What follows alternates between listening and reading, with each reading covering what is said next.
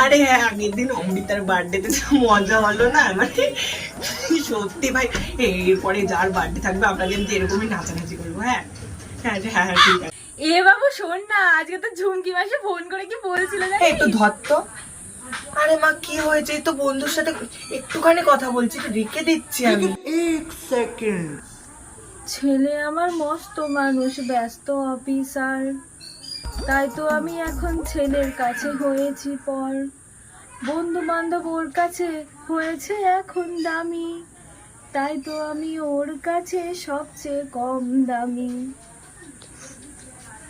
আসুক, ওর বাবা আসুক, আমি বলবো। ও এখন আমাকে আর একদম পাত্তা দেয় না, সারাক্ষণ বন্ধু বান্ধবকে নিয়েই মেতে থাকে। মা তুমি এমন করছো কেন মা? চলে যাব, তুই থাক তোর বন্ধু বান্ধব নিয়ে, আমরা এখন তো তোর কাছে একদম কম দামে, আমাদের কোনো মূল্য নেই। থাক বাবা, তুই থাক।